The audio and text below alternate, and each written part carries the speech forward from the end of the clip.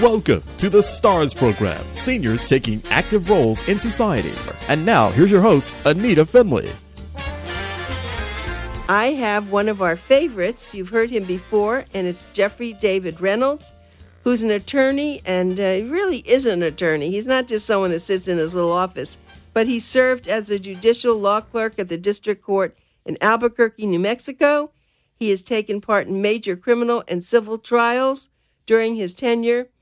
He also went to the University of Miami, where I went, so I was happy to have him on. But anyway, welcome to our show. Thank you, Anita. It's nice to be back.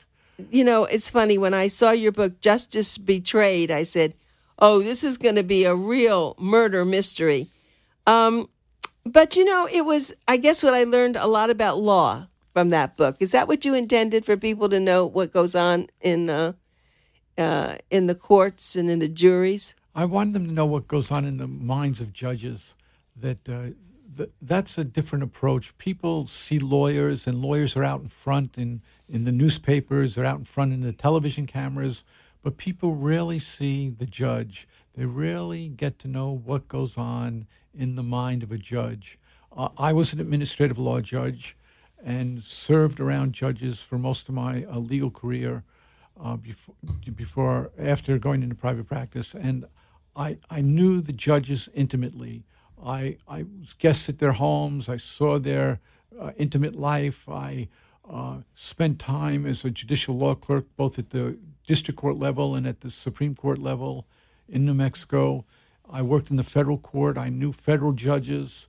I was around the judicial mind, and it taught me a lot.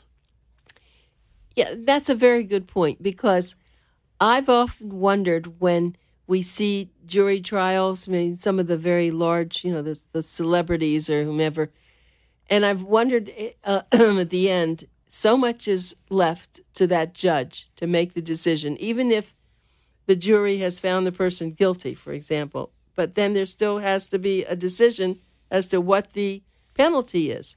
And you can imagine how that, I don't know how they sleep at night. I don't know how they figure all this out. It must be very difficult. There's a lot of pressure.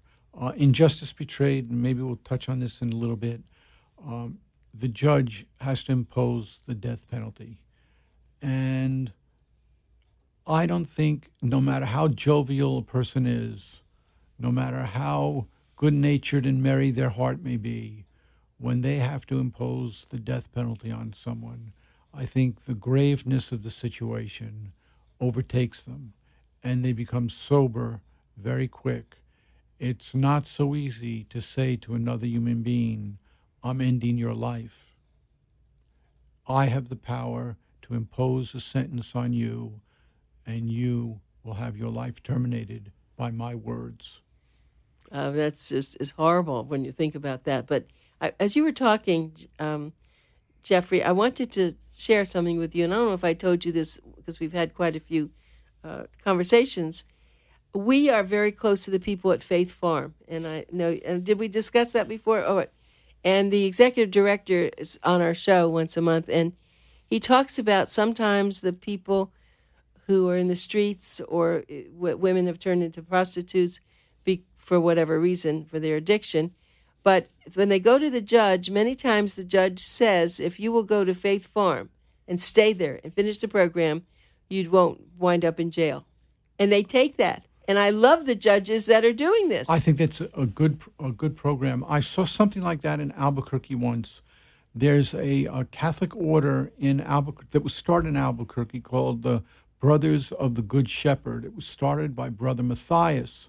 When I was in Albuquerque, he was close to 90 years old. He was a very old, frail man, but saintly. And we had a case in court. Someone had burgled a house. A young man had burgled a house. There was no question about it. He had entered a plea of guilty.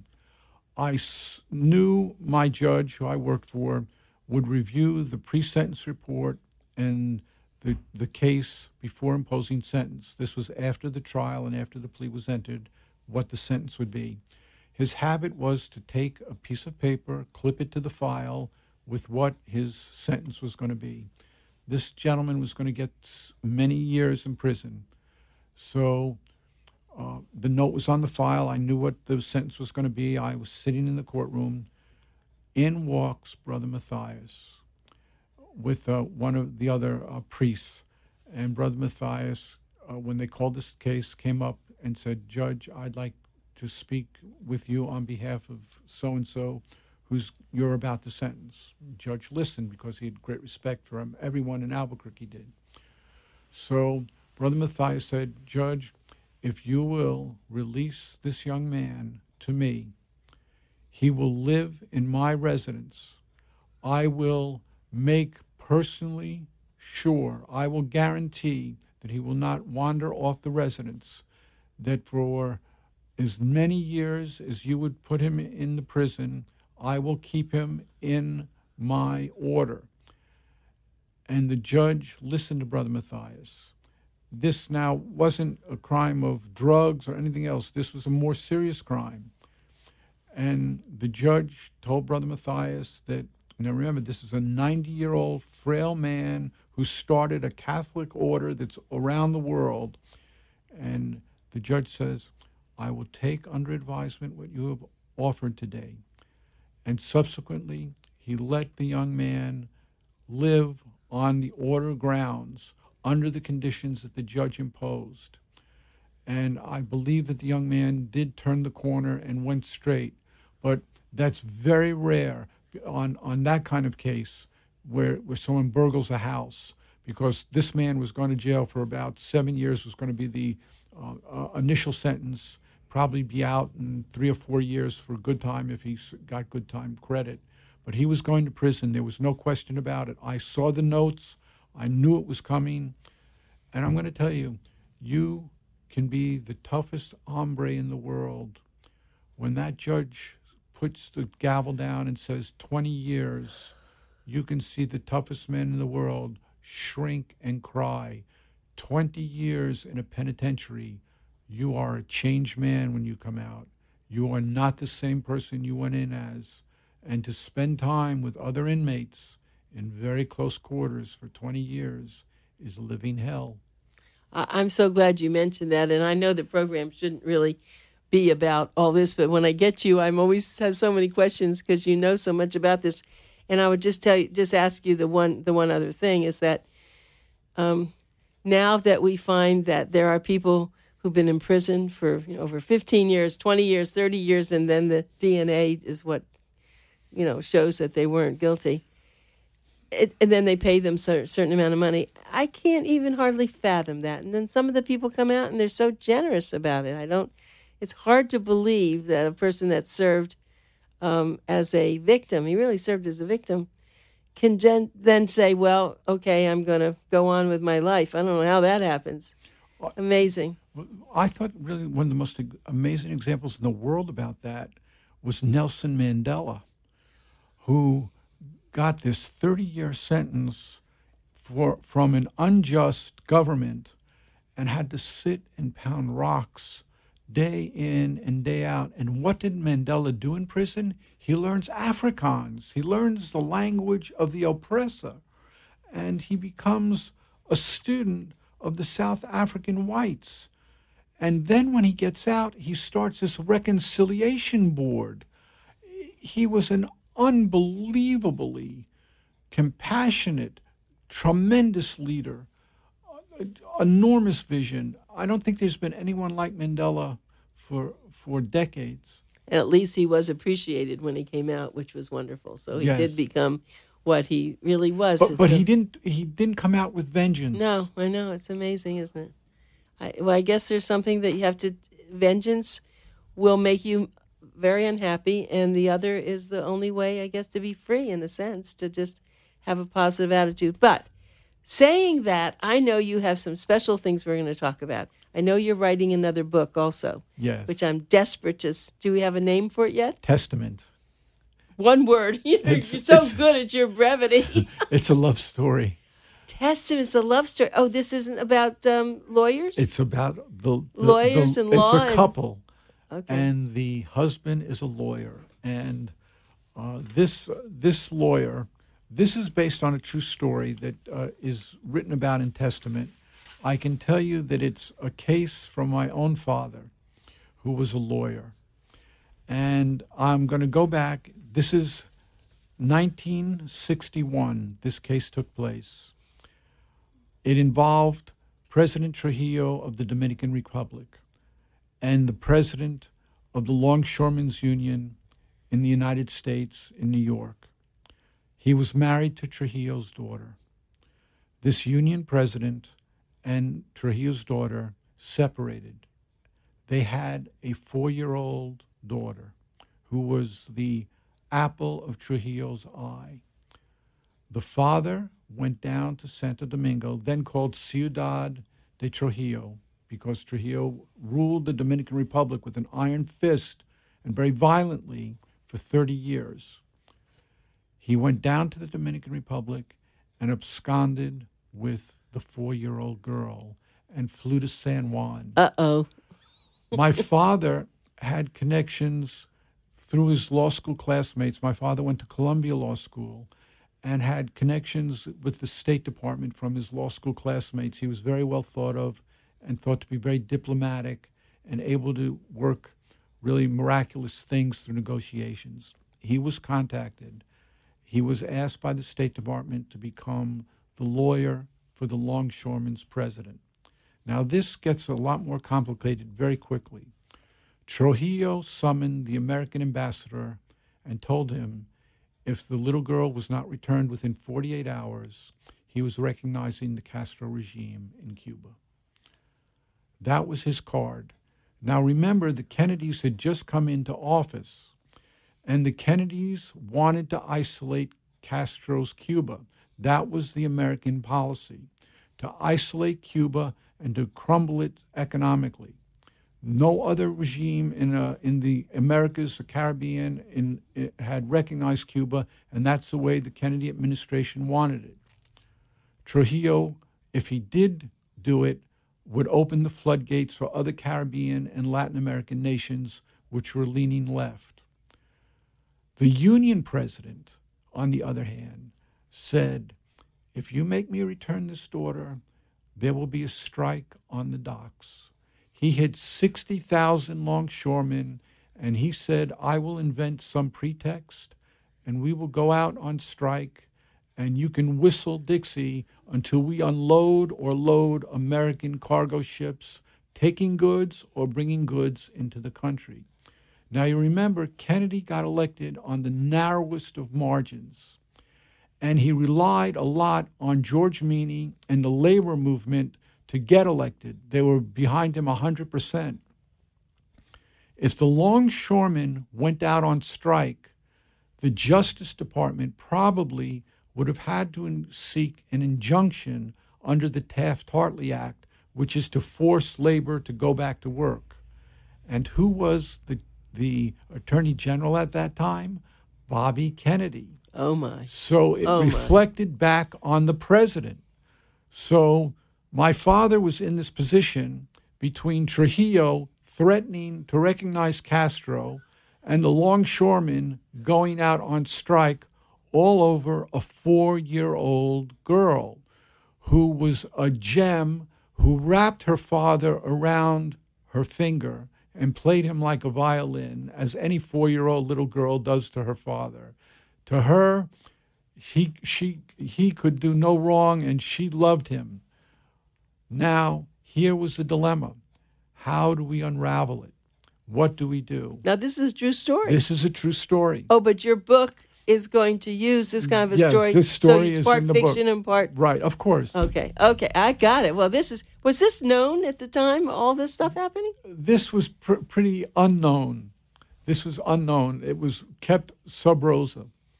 So my father had about a 72-hour window in which to operate. He flew into San Juan. They were holding the American Union leader there in kind of a semi-official house arrest, and he met with him. And he talked to him as he would. You have to remember, this is a tough Union man. He'd come up from the docks. He could drink, he could curse, he could fight all night and get up at 5 a.m. and unload tons of cargo. He'd come up the hard way, and he'd fought to keep the mob out of the Union. So this was not one tough cookie. He was not afraid for savage negotiations and was willing to push and shove if push came to shove. Plus, he had his own congressmen and senators at his beck and call in Washington, too, as did Trujillo. My father sat him down and said, look, you're holding a losing hand. The president cannot afford to look weak in Moscow. He cannot afford to have his own backyard under pressure. We will not allow other Latin American countries to recognize Cuba. If you cannot play ball with us, the president is going to crush you like a bug. You have to return your daughter. You're talking about missiles in Cuba. You're talking about our missiles in Turkey. You're talking about West Berlin. You're one union. You're talking about the president facing the Soviet Union. You are holding a losing hand. What can we do to work this out? At that point, the union leader sat down with his own lawyers in Washington and New York by phone, and they discussed it. My father met with him subsequently. He recommended that they enter into a visitation agreement whereby the wife would keep the daughter during the school year. The father would have her during summers. The union leader had no wife. He was married, and they were separated. They had not taken up with anyone subsequent. He was a very sad man. The only person he really loved in this world was that little girl. It was the only softness that he knew. He knew the docks. He knew criminal activity. He knew everything rough and tough about life, but he didn't know love. And this little girl was the source of all his love, and he was reluctant to give her up. The mother, of course, was desperate to get her little girl back. So this was the tension and the dynamics going around the negotiations. They entered into this visitation agreement into the courts of the Dominican Republic and in the U.S. District Court in San Juan. A protocol was issued by the State Department guaranteeing Trujillo that the visitation would be honored so that if the girl came to the United States for the summers, she would be returned. What they had to take off the table was Trujillo wanted this guy's head. And there was an extradition treaty between the United States and the Dominican Republic. Now, I can assure you, if this man had to be extradited to the Dominican Republic, he would never have been heard from again. He was going to face a firing squad. So they had to take that off the table. That was part of the negotiation. No, not only did the Kennedys not want to have trouble with Moscow and the Russians over Trujillo in the Dominican Republic, they didn't want Cuba to be recognized, but they didn't particularly want the Union leader to be assassinated in the Dominican Republic. He'd been a supporter of President Kennedy. So this was all swirling all over a 4-year-old girl. Let me ask you about the 4-year-old girl for one moment, please. By the way, let me just tell everybody that this very interesting case, this is Jeffrey David Reynolds, and he wrote the wonderful book, Justice Betrayed. And if you like what you're hearing, you ought to buy his other book because it's filled with the same kind of drama. But I want to ask about the little girl. Who did she want to be with? Did that ever come out? The little girl missed her mother. There was no question about it. She missed her mother, but a 4-year-old girl is a 4-year-old girl. She's a little out of infancy. You know, she loved her father. She wanted to be with her mother, but 4-year-old girls don't make decisions. And there was too much around this to let the little girl make the decision. I'm just curious how she felt. So she loved her father, but she really wanted to be with her mother. Yes. Okay, so now I'm dying to know what happened. Do we have to read the book? the book won't be out for a while. It's still in revision. It'll be a while. Okay. Why don't I let it hang? Maybe we should. Well, if I looked up under Wikipedia, would I be able to know it? No, you wouldn't find it. No kidding. No one's going to know this. No one's going to know it. This was a great part of your book. Oh, I can't wait to get that book. And, of course, that's so exciting. And of course, the name called Testament is interesting. I don't know. Does that give away the... Nope. There are many other surprises in Testament. Oh, my goodness.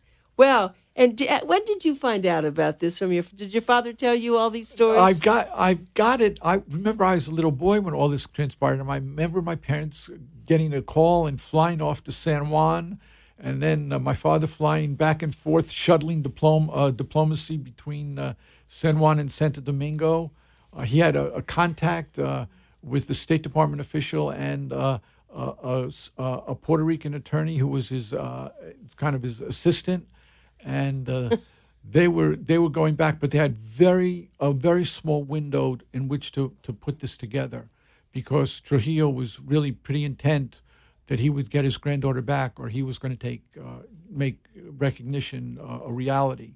And the Kennedys didn't want that to happen. Yeah, that's now what the amazing thing about this, we're not giving away the end. Okay, then I won't give up the end. I don't know. Don't think you should, because I want people to buy your next book. Okay, I won't let you. I'll let it be a secret. But, or what we could do is, if they buy Justice Betrayed, you could have a piece of paper in there that they get to tell them. Anyway, I mean, you could if you want. Is it really burning for you to tell everybody? No, I have nothing. Okay. No, Okay. I'll remain. I'll take the fifth. I won't. I won't incriminate myself. No, that's a great story. So you then you had to learn the facts. Did you have to go into your father's? I learned it. I learned it that? as I got older. This was probably the most important case. Maybe not the most financially important case, but the most important case geopolitically, that my father ever handled. I would say so. And the repercussions, the stakes were high. And we said at the beginning of the show, we're not getting into politics, and this isn't a political statement, except I've said all along, why would anyone want to be president? And you just think about what you just said, and that's small potatoes now compared to what's going on in the rest of the world. It's like, it's hard for one person, man or woman, to be able to run all this. I mean, I don't know how anyone sleeps at night in that position. Well, they all seem to have aged a lot in those 8 years. They do. Isn't it amazing how the white hair comes right away, so you can see? I would tell you, have you been to Dominican Republic? No, I've never been. Well, I have. And let me tell you a story. You're going to love this story. I was married the first time very young, and I had a couple of children. And I guess I was entering contests, and I lived in Miami, and there was it's funny, I haven't thought of that radio station, WQAM. Remember? Okay. I remember that radio station. And they used to give away contests, and I would be sending out for contests because I was, home with the children. And there was one contest for I guess it was a week in Dominican Republic, Santo Domingo, right? Santo Domingo, right. Which was Ciudad de Trujillo. That's right, exactly. And I got a phone call, and the person said, well, you're very lucky. You just won an all-expense-paid trip to Santo Domingo, Dominican Republic. And I hung up the phone. I thought, oh, yeah, that's one of those things. This is many years ago.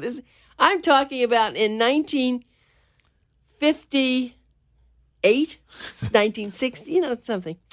So I hung it up, and I get the phone call back again. And they said, this is real. I said, tell me what your phone number is, and I'm going to call to check. I mean, I guess I'm not usually a suspicious person, but this was unbelievable. I didn't even remember entering that.